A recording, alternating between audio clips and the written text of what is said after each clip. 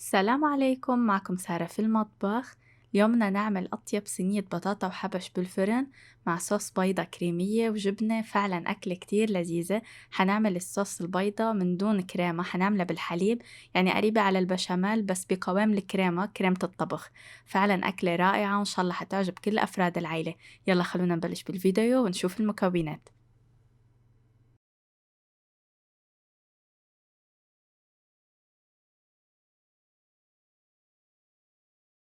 نبدأ بسبع حبات من البطاطا، منقشرن ومنغسلن ومنقطعن مكعبات حجم وسط، ومنملح المكعبات ومنقليهم بزيت حامي. منقليهم بالشكل المعتاد للبطاطا المقلية حتى يتحمروا عنا.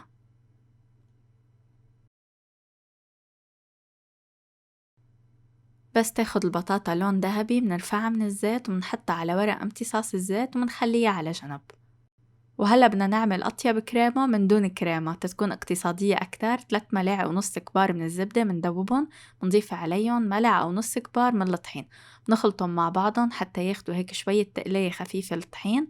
بنضيف عليهم 3 أكواب ونص من الحليب السائل، ما بنضيفه دفعة واحدة، بنضيف شوي شوي حتى نتأكد إنه الطحين داب بشكل كامل. منخلي الصوص على نار متوسطة لحتى تغلي، وبدنا نضيف عليها ملعقة صغيرة من الأوريغانو مع نصف ملعقة صغيرة فلفل أسود ونصف ملعقة صغيرة بابريكا، بالإضافة لملعقة صغيرة من الخردل بتعطينا طعم كتير لذيذة، ومنحط ملح على التذوق. بدنا نخلي الصوص على النار تقريبا شي 5 دقايق بعد الغليان لحتى نوصل لقوام نحسها إنها بطلت مي، ما بدنا إياها تكون كتير شادة بس ما بدنا إياها مي ورخوة. بآخر مرحلة منحط هيك شوية بقدونس مفروم حتى يعطينا طعمة وشكل كمان حلو للصوص. منطفي عليها وهي بس تتبرد شوي كمان حتشد أكتر. منحط البطاطا اللي قليناها أول طبقة بالصينية، فوقها منحط شرايح الحبش، عم بستخدم هون 200 جرام. إذا ما متوفر عندكم الحبش فيكن تستخدموا أي نوع لحوم تانية. وشوية بطاطا منتركن فوق الحبش بيعطونا شكل حلو تحت الكريمة والجبنة. وبعدين منصب كمية الكريمة اللي عملناها كلياتها فوق البطاطا والحبش.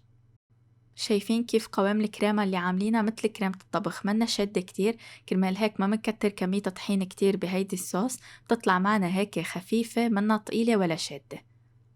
منميل الصوص على الجناب تنتأكد انها توزعت بالشكل المطلوب، ومنحط جبنة موتزاريلا على الوجه، استخدمت 200 جرام.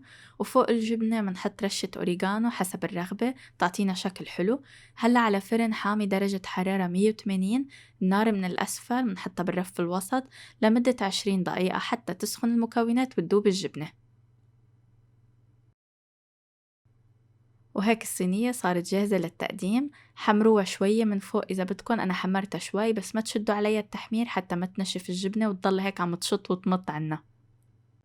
مكونات هالأكل كتير متناسقة مع بعض، الحبش مع الكريمة والجبنة والبطاطا اللي متشرب الكريمة كمان، هيك نكهات كلها متناسقة ولذيذة مع بعضها. فعلا أكل كتير طيبة وكتير بنصحكن تجربوها.